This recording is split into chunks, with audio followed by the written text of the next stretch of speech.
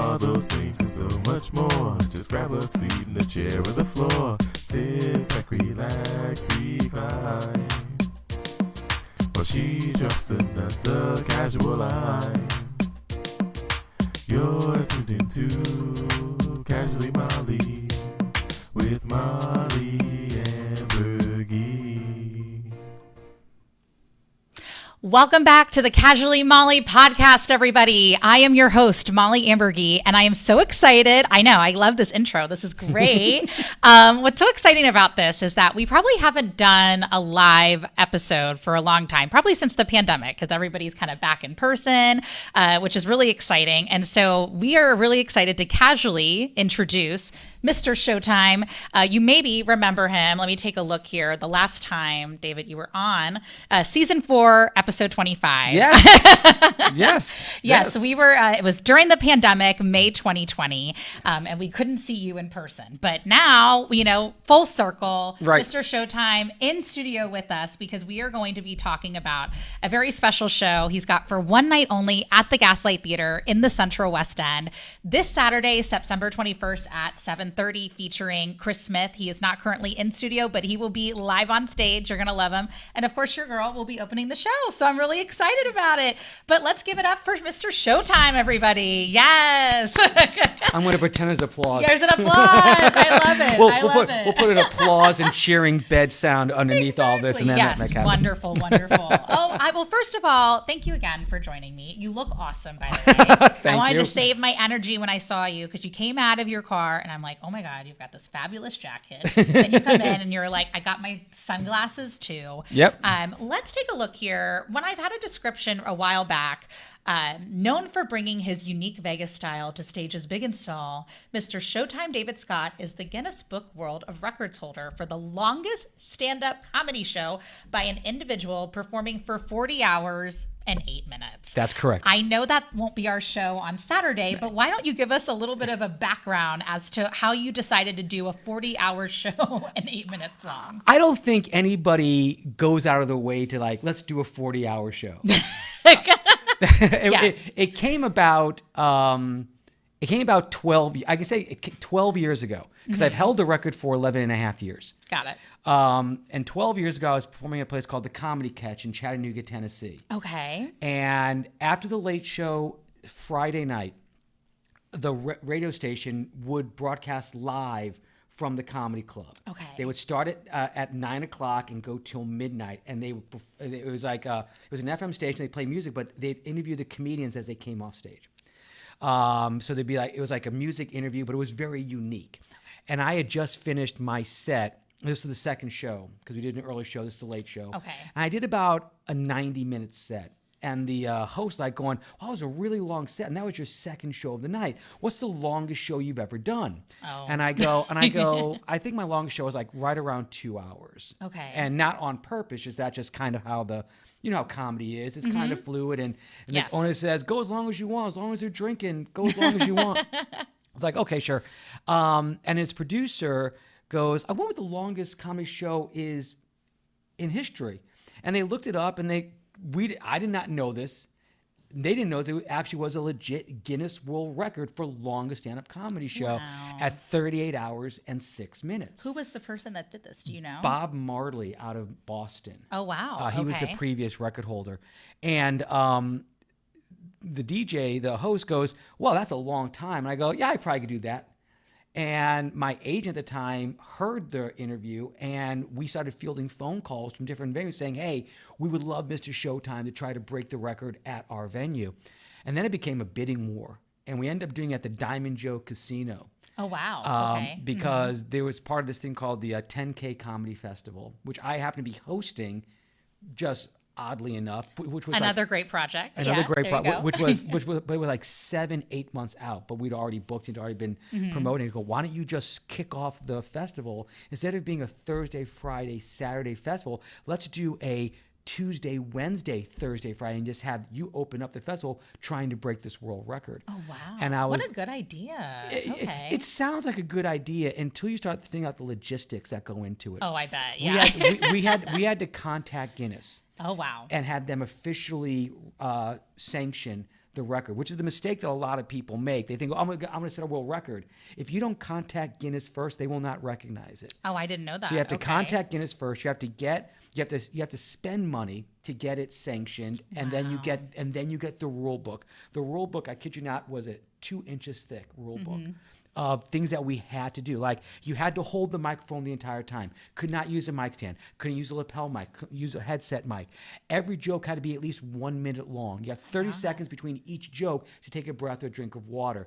You had to, it was a crazy amount of rules. Wow. And then we had to, this is 2013, we had to stream the entire event. Now, nowadays, streaming is no one thinks twice about streaming. Like we are right now, yeah. In 2013, there was no streaming services. Yeah. So we had to go through Skype, and we had to contact Skype to get them to give us the bandwidth to allow us to stream for 40 hours. Well, at the time, we were saying it was going to be 39 hours. We were shooting for 39 hours to stream all this time to get the bandwidth. And they were like going, okay, so we had to have them contact the casino so that we were legitimate. We just weren't just a bunch of schlubs trying to do a show. That we're like, no, this is like $1,000 of effort that being put into it. And then I had to write the show. It's hard enough to write a 30-minute set or 45 minutes. Yeah. We had to write, and again, Chris Smith, who was my head writer, he was part of it. And Nicole and Dwayne, another comedian, we all got together and we started writing. Wow. For 6 months. It truly takes a village. Oh my goodness. It does. Yeah. And it was insane. It was insane. And then the pressure is like, I had to actually set the record because they had blocked 2 days, all day Tuesday, all day Wednesday for me to do the show. And if I wasn't on stage, they're like, okay, what do we do? So there was a lot of pressure to do it. But you did it though. Oh my goodness. Like, I want to know too, like, I think you kind of touched about this a little bit when 2020, but how did you keep your energy? Because I mean, for me, after a certain amount of time, I just go home. I'm like, I have to detox. I have to turn on The Real Housewives. Like, I have to do something. Okay. So I'm like, how did you keep your energy going? And I mean, if you come this Saturday, September 21st, you'll see that, Mr. Showtime, he's got a ton of energy. Yeah. And I mean, that's going to still be, excellent to watch. But I'm very curious to see, like, was it coffee? Was it, how did you stay up for 40 hours straight? I hired a nutritionist.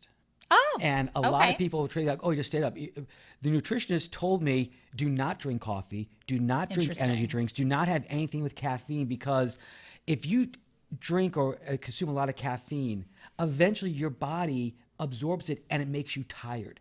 Too much caffeine actually will put you to sleep. It will not keep you awake. So we survived, and I say we, I mean me, on Triscuits and water for 40 hours. Get out. Okay, well, that's usually my diet. So. Like, gotta lose some weight, gotta get some Triscuits and water. And then my team, and sometimes if you're like training for a marathon or swimming or whatever, you can run a half marathon. You can run 5K. You cannot train for a 40-hour show. I can't go, okay, I'm going to do a 5-hour show and just do a test run. You can't. You did it. The first time we did 40 hours was that time. There was no training for it. But as you said, my show is high energy. There's a lot of movement. There's a lot of action. There's a lot of bits and pieces that involve just physical exertion that I've got to bring to the stage. So for this 40-hour show, I had to completely change my performance style. For one event, I became basically a storyteller, a monologist. I called up comic friends of mine, Dale Jones, who we're both familiar with. Yes. And I called him up. He's a good friend of mine. I said, hey, would you be willing to gift me some of your jokes, and I'll tell your jokes as me? He's like, oh my God, what jokes do you want to do? I go, tell me jokes that I love this. Tell me jokes that you're no longer doing in your set right now. Give me some older jokes. And my buddy Dwayne and Chris, give me the jokes. So we were able to, and I would give credit to them on stage. I love that. And it's like, on the next 5 minutes this is from Dale Jones's set from 2001. Yeah. And so I was able to build the show that way, but I had to perform completely opposite of who I am.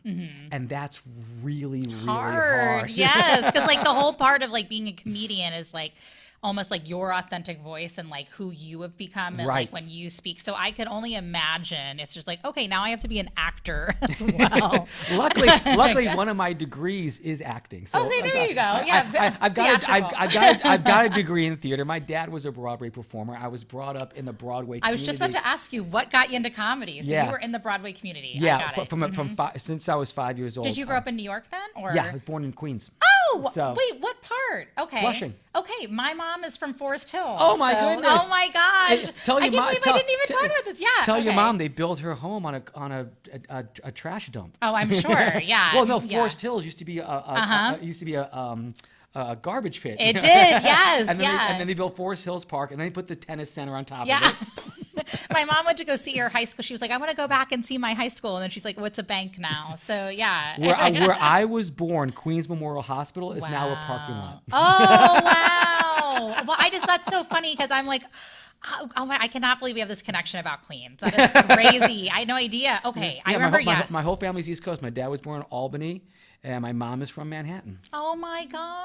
Yeah. Okay. Well, this explains like so much about like your upbringing and like, you know, how you are as a performer. So Very you were around, theatrical. very theatrical, which is great because I was a theater major. So I Yeah, totally I knew that appreciate it. about you. You're like, Yeah. yes, the theater, this is all coming back to me now. Okay. It's like, that's cue Celine Dion. I'm ready. I am so yeah. So you were in theater. What got you to the point where you're like, hey, you know, maybe I should transfer into the comedy world with my theatrical background? 1983. I can tell you exactly when this Okay. happened. It was 1983. I was watching HBO and I saw Steve Martin live at the Universal Amphitheater on Yes. HBO. I was 13 years old, and I see this guy who I'd heard of but didn't really know perform in a white suit, playing a banjo, juggling, making balloon animals, and I'm like, and he's in front of 25,000 people. Right. Steve Martin basically invented comedy clubs. Mm-hmm. So I watched it. I go, you can make a living doing that? I didn't realize you could make a living being crazy and being outrageous. And that's when I said, I want to make people laugh. I've always been a ham. I always knew that. I'm an adequate singer. I'm a decent dancer, but I do not work well in ensembles. I just Okay. never have. Every gig that I've been fired from is because it was in an ensemble, and I just could not find the comfort. I mean, this was when I was younger, obviously. Group projects are hard, though. Group Yeah. projects are hard. We all know this. Yeah. Yeah. So, and I hated to live and die based on somebody else's hitting their mark or hitting their cue or getting their line right. Yeah. Or someone is being horrible and you're trying to be great and the whole thing is ruined. I mean, so I realized I like making people laugh. I enjoy making people laugh. And I've got this theatrical background. I bet I can do it in a way that's not just standing behind the microphone and just telling a joke, like, you know, nothing wrong like Jerry Seinfeld or Richard Yeah. Lewis. They're great. They're brilliant. Robert Klein, brilliant at what And they comedy do. is subjective. It so sure yeah. is. And there's no right way to do comedy. There's no, you got to do it this way. If you don't do it this way, you're not a comedian. I don't agree with that. Comedy is a fluid art form that prop comic, music comic, impressions, ventriloquism, dancing, whatever. There's no right or wrong way to do it. And I came up with this idea, like going, I am going to take my theater and Broadway upbringing and bring that to the comedy stage. And 29 years later, here we are, you know, and just trying to, I love it. just Yeah. trying to, and I create this character, Mr. Showtime. I create this character that when people see him, I want you to be drawn to the character and Yeah. drawn to the performance. And then when the show's over, I'm no longer Mr. Showtime. I'm David. you know? Yeah. But no one really knows David, and that's actually on purpose. You know, so I want people. I feel so lucky then. Yeah. So when I get on stage, you're seeing as close to a Broadway show, because the show is written. Comics write jokes. I write acts. My show has been broken into 3 acts. Okay. As if you are at a Broadway show. There's no intermission, and it could be anywhere between 75 to 90 minutes long. And as you said, it's nonstop. There is no, I'm going to sit down and play piano. I'm going to get a stool out and tell you about my upbringing. No, it starts at 10 and ends at 20. I love it though. Yeah. Cause I remember seeing, And I didn't mean to cut you off too. I just was like, I remember seeing the first time I ever saw you perform back in the day. Yeah. It was in O'Fallon. And I just remember like, I could not believe, and I know I could not, and this is coming from a very high energy person. You are. I could not believe how much energy you had. And it was just like, it was like, go. But because I'm high energy, I loved that. And everybody, like they were in, like they were, I remember this lady, you brought her on stage and she was just all about it. And there was like, it was almost like magic, or not magic, but like how much, how many marshmallows can I put in my mouth? Like how the world's most dangerous bit in comedy. Yes. And we'll talk about that in a second too. But because we're going to revisit that for sure. But I just remember I was like, this man does not stop. But I like the idea that you had this whole character, because sometimes too, and I understand, sometimes I can be a traditionalist where it is, behind a microphone and stuff, but I do really appreciate when people create something. And this is like, again, with my theater background, and it's really cool, like what you do. And it's just something different that people don't always get to be exposed to, which I'm sure goes back to, again, the upbringing that you had. Right. What was it like? I'd love to know too. I don't think we talked about this in the last episode, but kind of backtracking. What was it like having a father that was an actor and being around that kind of environment? It was awesome. He was musical theater. He was a singer and dancer, performed in Showboat, Evita, Fiddler on the Roof, Broadway, off-Broadway, traveling theater up and down the East Coast. It is a life that I wish others could experience, because when you are raised by parents that are accepting of doing things that are hard, taking the road less traveled, expressing your personality, expressing your creativity, instead of where some people, the parents, they squash it. They go, no, you've got to get the degree in accounting. You'll have plenty of time to be an actor when you're older. No, you'll have no time when you're older. You do it when you're younger.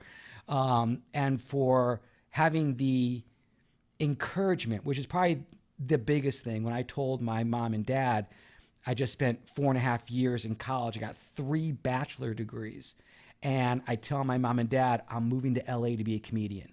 I just spent 4.5 years doing all this stuff, and I'm going to move to LA and be a comedian. And my dad goes, I love it. Aww. My dad was like, absolutely. Oh my gosh. So supportive, because they were like, if you don't do it now, you'll never do it. Yeah. And I could not have achieved what I achieved without my mom and dad. Yeah. And my dad having this guiding light of, at a very young age, on how to perform. I've never been afraid of the stage. I've never been afraid of the microphone. I've never been afraid of a crowd. Public speaking to me is like breathing. It's easy. I can do it anytime at a drop of a hat. There is no fear. There's no apprehension.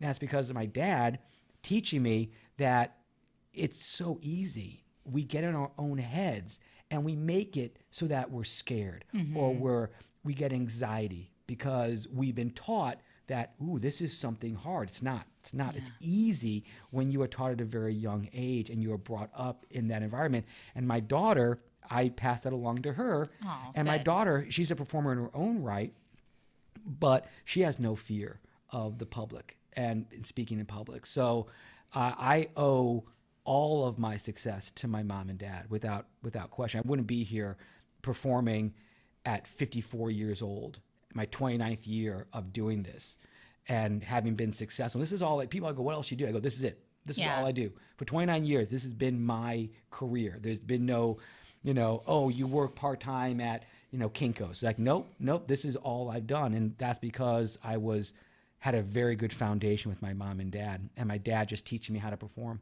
Oh, that is so beautiful. I didn't even know. Thank you so much for sharing that. It's so nice to hear, because I've been around. I grew up in the Midwest, and I definitely had supportive parents. But of course, like there's always that worry, right? Like, are you going to be okay? And then it's kind of cool when you are okay. You're doing that, right? Yeah. You're like, oh, okay, this is wonderful. But it's so nice to hear that you had such a lovely foundation, and you're passing that along too. And I hope when people watch this or they listen to this when we have it up on our audio platforms, that you share the same, no fear concept. And you can definitely see No Fear when you come Saturday, September 21st at 7:30 p.m. Absolutely. To the show. I mean, you got to have no fear to walk in downtown St. Louis dressed like this, hair is spiked up, got the sunglasses on. It's like going, you've got to have when people always ask me when I do interviews, if it's TV or whatever, or some type of like meet and greet, why am I always dressed? Because I want you to meet the character. Yeah.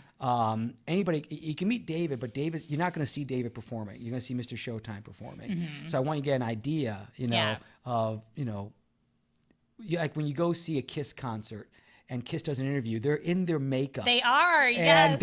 And I believe that's on purpose. Yes. Because you're paying to see the demon and the star child and the spaceman and the catman. Well, it also would be weird too promotionally. Like you would see these people and then all of a sudden you would just see, people in paint. It would be the same with you. Like I couldn't imagine you not promoting your show and like not being in full character. That's going back to theater. Like this is what you're promoting. Yes. And like, for example, I'm Mollie. I put this shirt on today. That's not ironed. That's me. That's my character. So just, it is what it is. It's after Labor Day and I've got white on, but it's fine, That's the rule. No white after Labor Day. No white after Labor Day. But, who no fear who's following rules when you should come to the show on Saturday, September 21st. But that's only in the Hamptons. Only in the Hamptons. That's not. In the Central West End, bring yourself an Emo's pizza and some toasted ravioli and enjoy the show. Exactly. Who cares? We're in the Central West End. And there's a nice wine bar next door as well. Yes, there is. So you should be able to go and have some wine. Yeah, get a little early. Get a bottle of 4 and then you'll be fine. Yes, exactly. Like I'm probably going to get an old fashioned, then do my set. Good.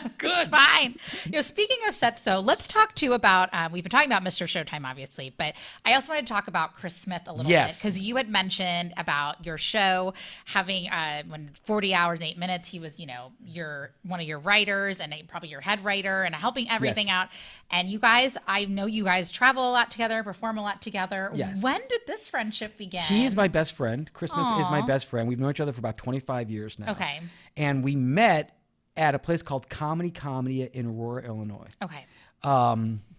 It was a small weekend room in a hotel. Cannot remember the name of the hotel, but I was headlining. Chris was featuring, and I'd never met him before. And there are just some people you meet, and you just click. Yeah. I mean, it's special. I mean, there's people that you meet, and you're friendly and you're nice, and if you never talk to him again, you'll still say nice things about him. Exactly. But there are just some people you meet in this world, and you just click.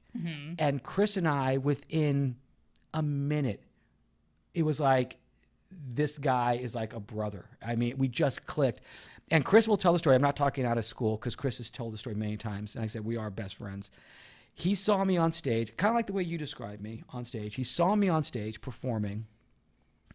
And he said to the owner, this guy's going to be a star. I'm going to hook my wagon to this guy. And that's what he said. Okay. Cute. And 25 years later, that's what we've done. He is my best friend. There are very few people I take a bullet for. Chris is one of them. Aww. He is, and I say this without any sarcasm or any sort of, hyperbole. He is the funniest guy I've ever met in my entire life. He's funnier than me on literally every single level. He is my dad's favorite. I'm not my dad's favorite comedian. Chris Smith is my dad's favorite comedian. Get it, Chris. Okay. He's what my dad calls a wordsmith. Love that. And because he uses words. I use physicality and energy. He uses words. Because Chris is a classic monologist. He is a classic storyteller. Stand behind the microphone, very, very, very Jerry Seinfeld, very Robert Klein. What a nice balance, though, between the two of you guys. It's the yin and yang of comedy. It's great. Yeah, that's why we work so well together. Because it's the yin and yang of comedy. You can't have a guitar act opening for a guitar act. Right. You can't have a juggler opening for a juggler. You have to have the yin and yang. And we have written jokes for each other. I'll write a joke and I go, well, I can't do this joke, but Chris can. And Chris will take the joke and Chris will do a joke, goes, this seems more like you than me. And then he'll give me the joke. And I'm doing one of his jokes right now in my show that he had in his show for like 10 years. He goes, I could never make it work, but I think you can. And I take on stage and he saw me do his joke. He goes, I hate you so much. You took that. I knew that was coming. In 30 seconds, you got an applause break, a joke that I just got silence in 10 years from me. And it's like love you, but hate you. Exactly. And then, but then I get into jokes that I know I can't do on stage. I go, they don't work for my character, but they'll work great for Chris. Yeah. And we have that kind of relationship where we'll get together. I'm not a writer. I'm a performer, and I know what I am. I know my strengths. Sure. And my strength is not writing. My strength is performing. So I can have an idea, and I can perform it. Chris can take the same idea and he can write it. Yeah. And that's where we combine together, where I can perform it, he can write it, and we meld it together. And all of a sudden we have this amazing 5-minute routine that I could not have done, he could not have done, but together it's become something special. Yes. And 25 years later, he is my full-time opening act. When I can bring my own opening act on the road, it is Chris. Yes. I mean, honestly, after hearing this, I can't imagine it any other way. Like, it has to be Chris or it's nothing. Okay. People have said, why isn't Chris here this week? And I go, well, Chris has got his own show. Because Chris tours. He's got his own schedule. Chris also has things to do. That's why he's not here right now. He's busy. Yeah. Well, Chris is a headline. Well, he's actually asleep right now. Well, hey, we need our beauty rest for Saturday, September 21st. That's okay. Right. Yeah. I mean, Chris is a headliner in his own right. Yes. Even Andy Hamilton. Our other mutual friend, Andy Hamilton. He hires Chris to headline. Yes. But Chris opens for me. I love it. I pay him as if he is headlining because he does deserve that that money. But he headlines, but he opens for me because he knows that it'll be it's a fun show. He's going to have a good time, and you're with your buddy.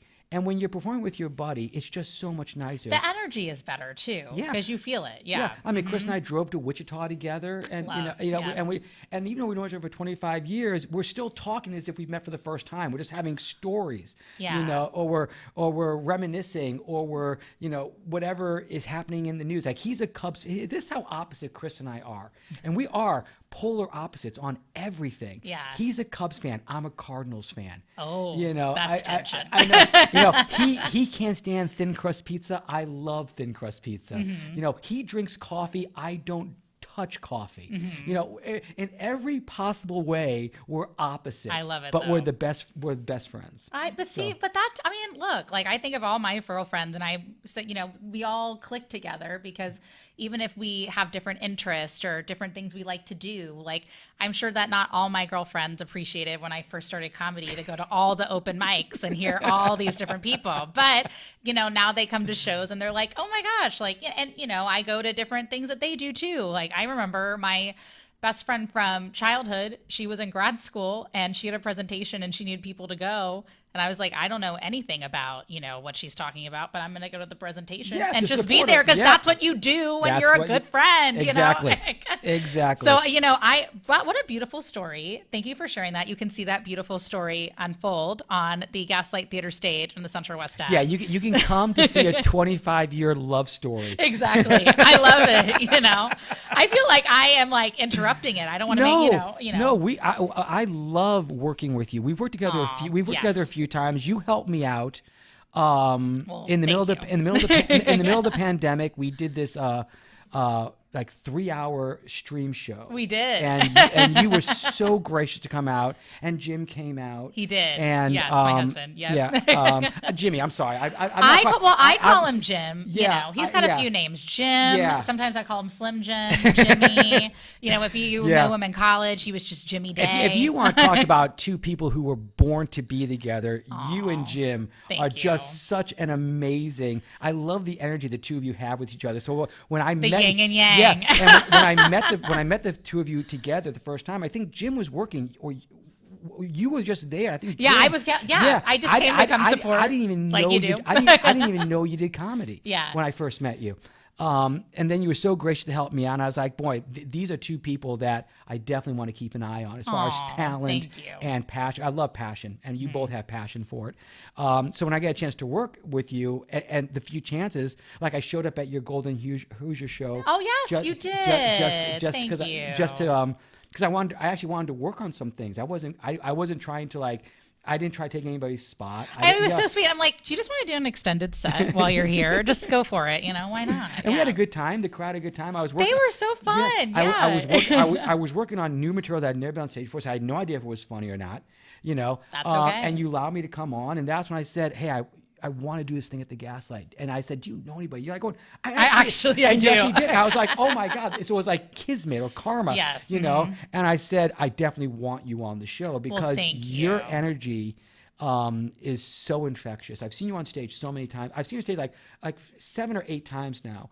And I'm not saying this because I'm trying to blow smoke up, but your energy on stage is so infectious. Thank you. You can't help but smile when you're on stage.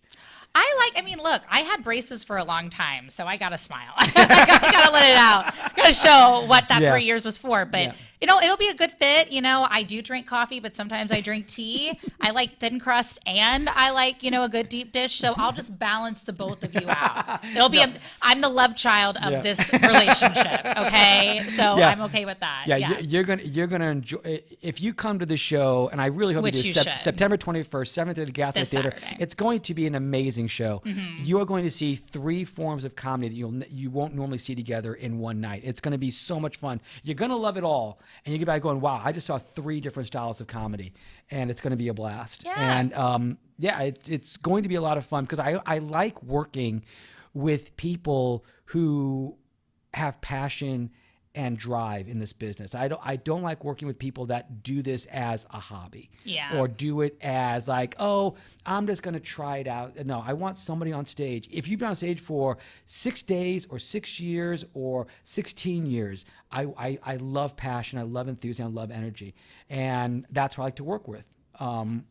It just makes for a better show. I was talking about this the other day. Comedy is not one person; it's a team. If you have 3 people on the show and 2 are really bad, the whole show was really bad.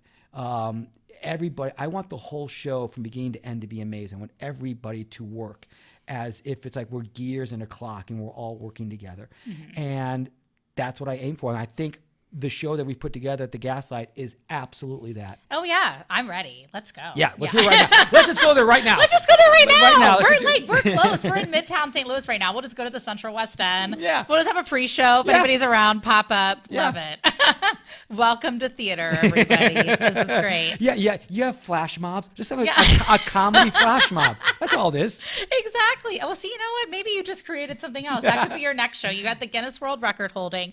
Oh, well, speaking of creating something, let's go to, not to backtrack again, but let's talk about, I kind of touched on this in our last episode. I vaguely remember we kind of talked about it, but I'd love for you to retell your trick with the marshmallows and explain what that is and why it's such a big, like a signature move for Mr. Showtime. Yeah, it is one of those, it's like, I always describe as like, you see a musician or you see a singer or you see a Broadway play, there is one signature song or signature moment. Like for Michael Jackson, you waited for the Billie Jean and the moonwalk. Right. Yeah, that he's a great performer. He's like, where's the boom, boom, yeah, and he hits the hat and then does the moonwalk. You wait for that.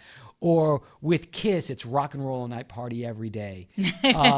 You know, Celine Dion, My Heart Will Go On. Whatever. You're waiting for that signature moment. And I was like, can you do that in comedy? Can you do something? Because comedy, the weird thing about comedy is that once you hear a joke, it's not as funny when you hear it the second time.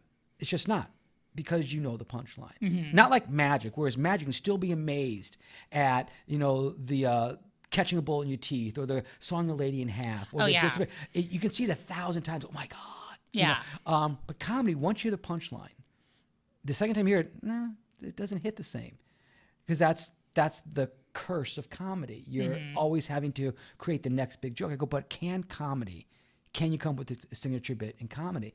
And I thought about it, and I thought about it, and I thought about it. And I was with a bunch of friends. We were playing poker one night. This is back when I lived in Las Vegas. Okay.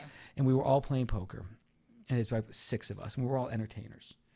And we were just sitting around, and I had music playing on. The old days, it was XM radio.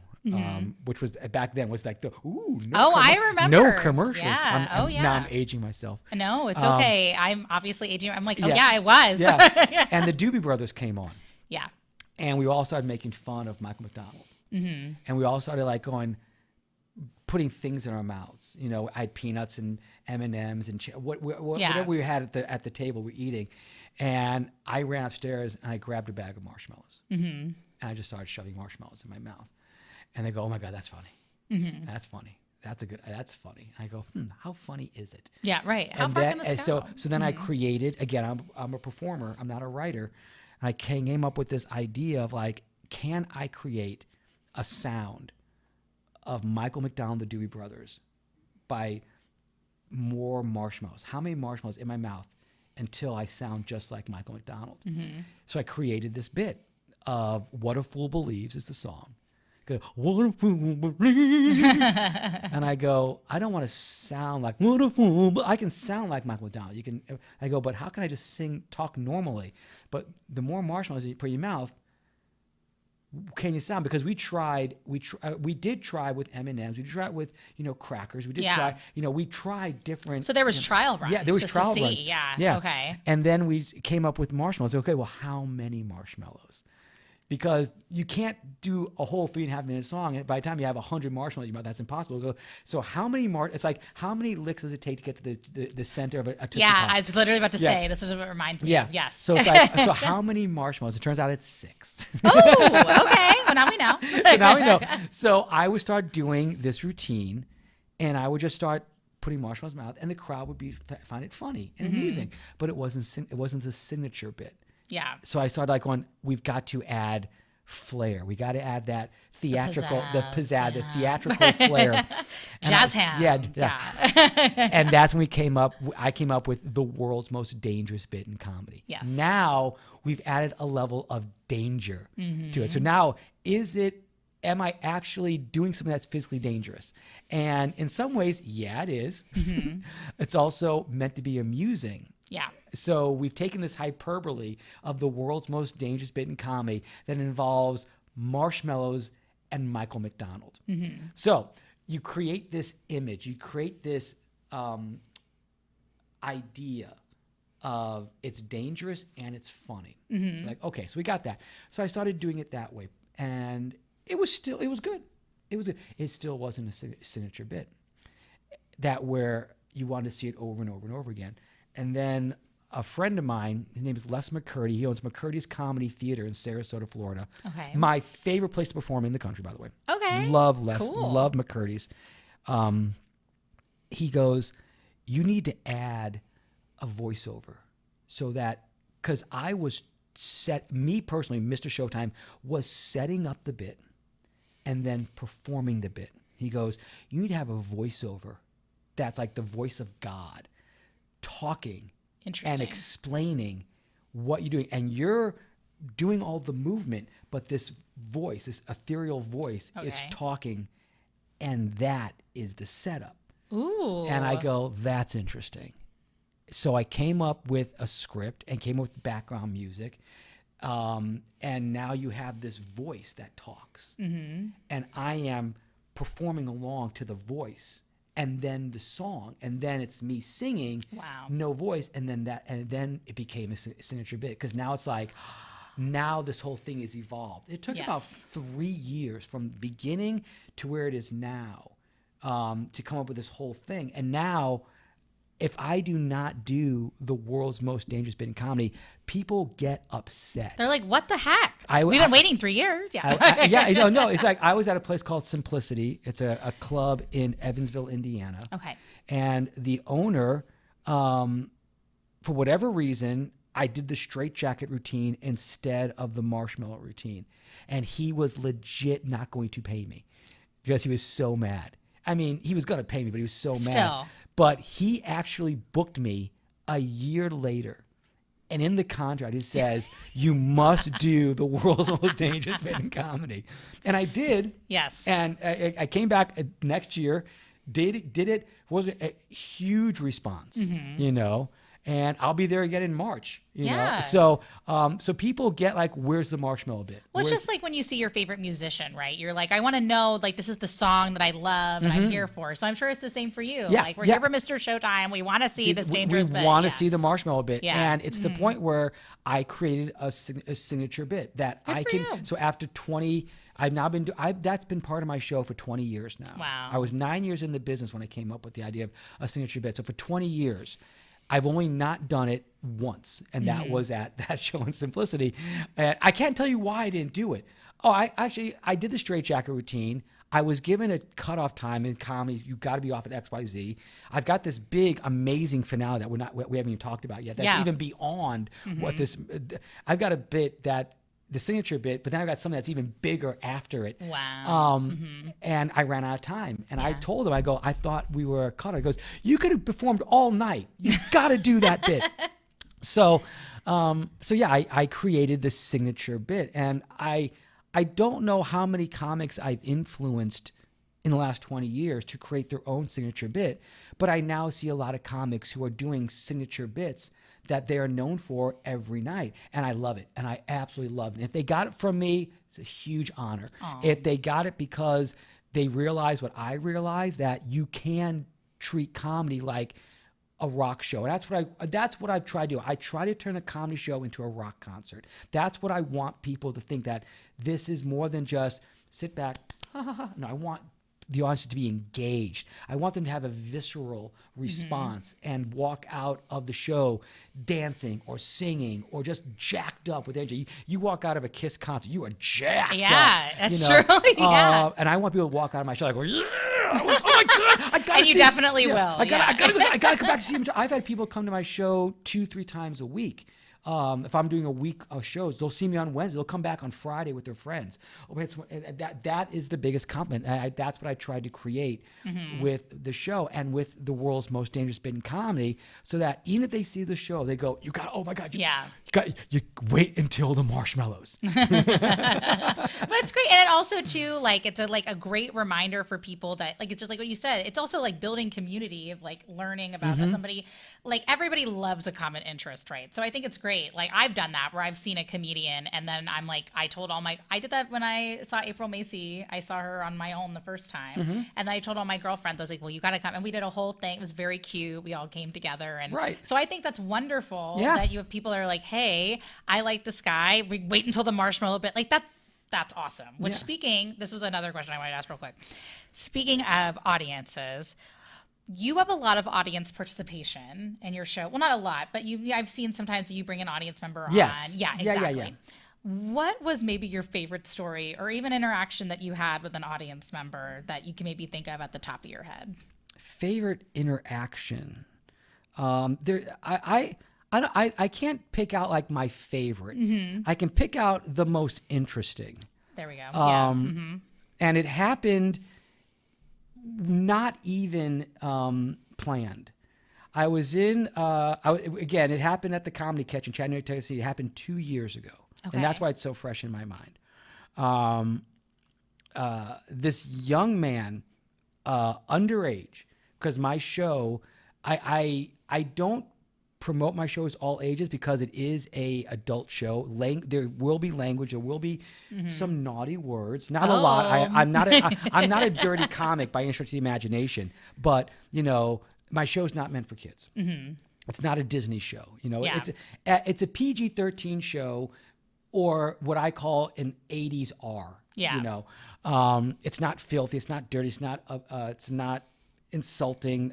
It's not F-bomb all night long. But it's still an adult show. What I talk about is meant for adults, not meant for 13-years-olds. Exactly. So makes total sense. So I just might make that clear, just in case I was can I bring my 8-year-old? You can bring him. He's not gonna have a good time. Yeah. But so this kid, I think he was 15. I think he was 15 years old. I found this out afterwards. Had crazy hair like I had, and his mom, and brought him to my show. Now, I do not know why they came to my show. I don't know the reason why. Either they'd seen me before, or they were there because friends said, hey, let's go to a comedy show. Whatever reason, that's why they were there. I don't realize they knew I was on stage. They were at the comedy show. So I'm on stage, and I'm doing my finale. Now, my finale is a little bit different than my World's Most Dangerous Bit in Comedy. I take people on a 40-year journey through music history. And I sing. I legit sing, no lip syncing. There's no lip syncing in my show at all, by the way. So no lip syncing, no pantomime. I sing 14 songs in 15 and a half minutes. And I sing like them. I look like them. I move like them. And then there's a big, giant reveal, which I'm not going to give away at the end because I want you to see the show, that you will be like going, oh, my God, I just watched 90 minutes and he ended with that. How did that happen? That's the idea. So during the show, during the finale, I do Vanilla Ice, Ice, Ice Baby. It's part of the finale. And I'm doing the dun dun dun dun dun dun dun dun. Yo, VIP, let's kick it, you know. And I start doing the dancing, and this kid who's not in the pit. There's a pit, what I call the pit, like the first, 2 rows. Sure. And then there's the row that then you get like the long tables, but the first row is like all the small 2 tops and the VIPs, whatever. Then you get the chairs in the back. Yes. Well, they're back there in the corner in the first row of the non-pit. And I look at him and I see him doing this because at that time 2 years ago on TikTok, Vanilla Ice was trending and people were doing the Vanilla Ice Running Man dance. Yeah. And he's of that age of TikTok. And I see him and he's in his chair and he's just doing this. I love it. And I look at him and I'm smiling and I point to him I go, yeah, point to him. Yeah. He took that as a sign of, oh, you want me on stage with you. And he gets up and he, with the biggest smile, just runs to the stage. Oh, wow. and in one of the most amazing feats of what only a 15-year-old kid can do, jumped, and the stage was a legit 3 feet off the ground. Oh, wow. Maybe 3.5. Jumped with one effort, and jumped on the stage and started ready to go. And I was like, now what do I do?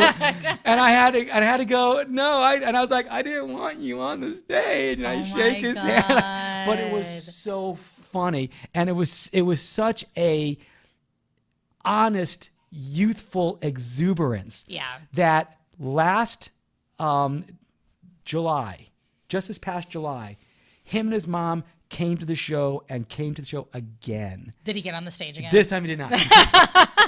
But I know the first time. I made it. But this kid, this young, I found his name is Cohen. Great kid. Is now like a fan for life, and it was his 16th birthday. I think I sent him a gift for his birthday. I love that though. I think it's great. It's one of those situations where it's like, wow, that's so that was like one of those moments where it was unplanned. He had so much enthusiasm. He was so happy that him and his mom came back again a year later to see the show again. I love it. So, back at the same venue? Or? Same venue, back in Chattanooga. Wow. And I'm there in December. Okay.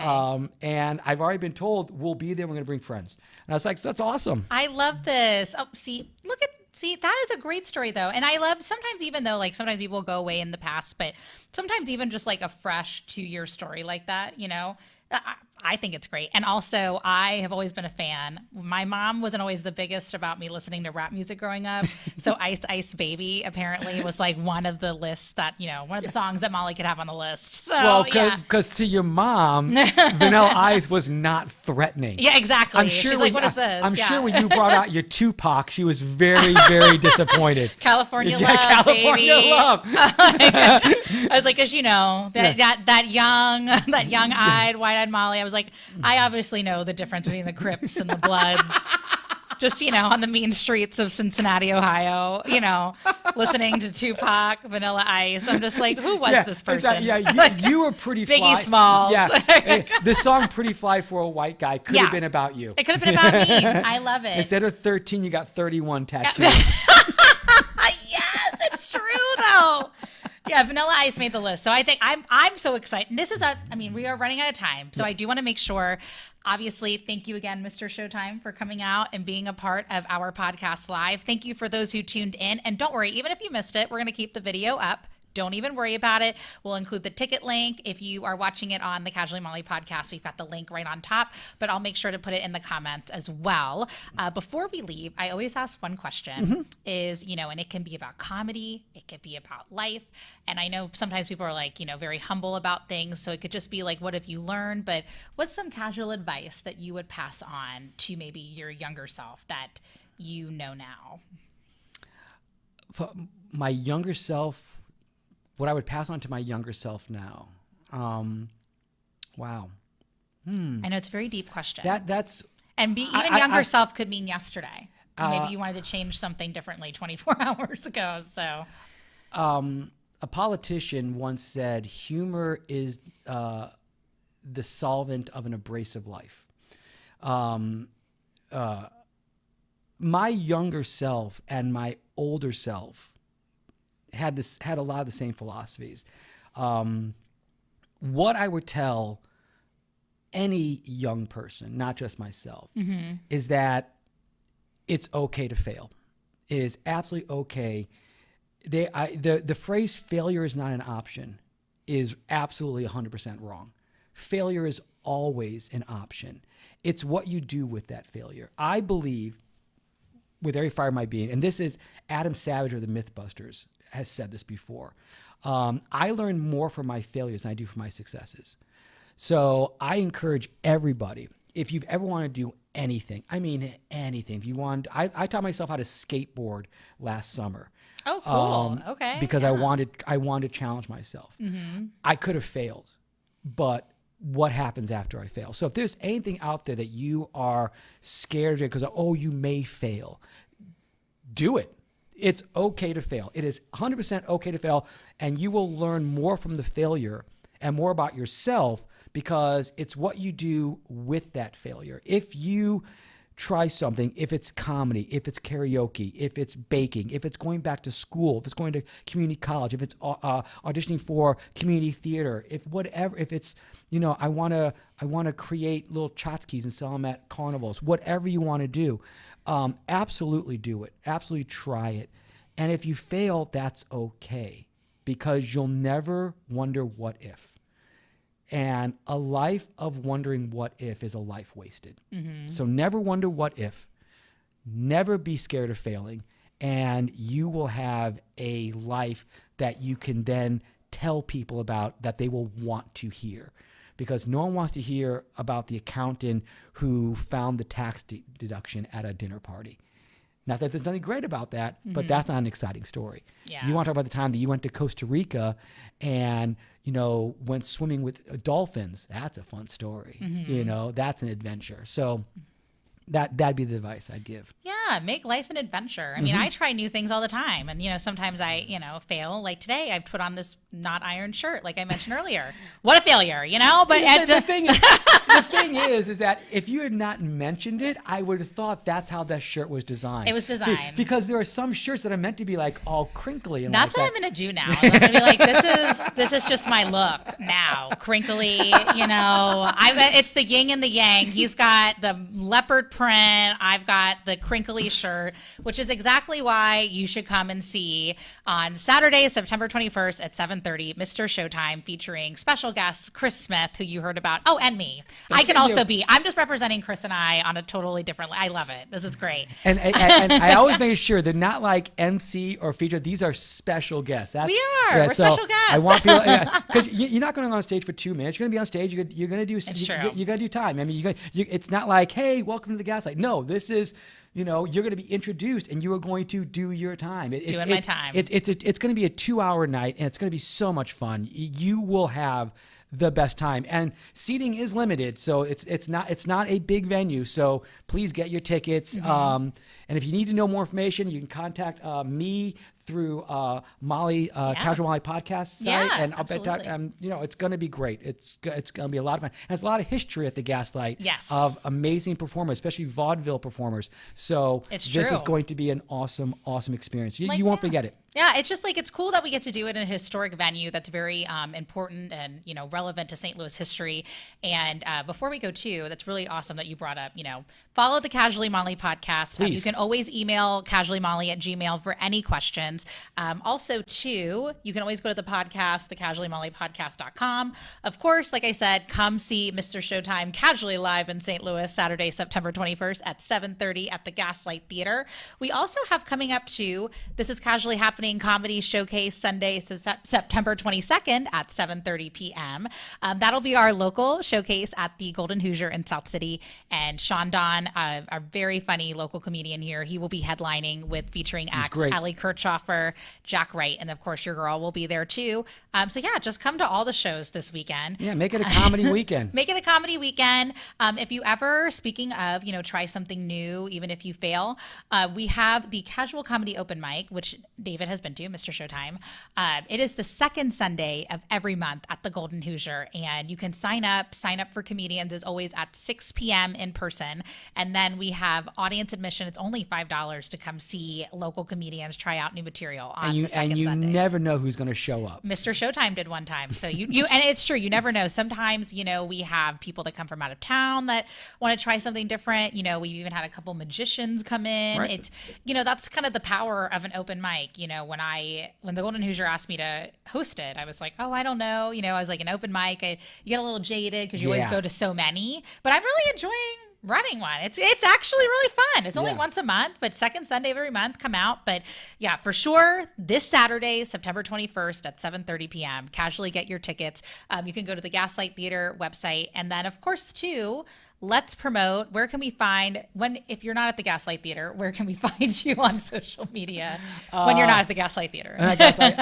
TikTok, it's I am Mr. Showtime. Instagram, it's I am Mr. Showtime David Scott. Facebook, it's I am Mr. Showtime.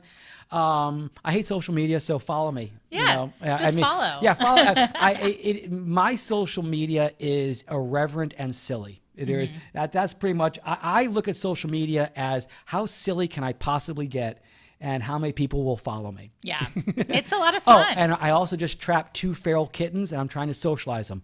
So there are a normal amount of cat videos on my social media right now. Oh, that's what we like, as childless cat ladies. We're here for it. I love it. Oh, well, now that our episode has ended, again, thank you for coming. Thank you. What are you going to casually do now that our episode is over? I am going to Oberweis and getting a ice cream. Sounds like fun, and I'll just be, I'll be at Helium tonight for their open mic, casually doing that. So there we go. Well, thank you so much, everybody. Remember, Saturday, September 21st at 7:30 at the Gaslight Theater. Get your tickets. We love you. Have a good night. Thank you. Bye.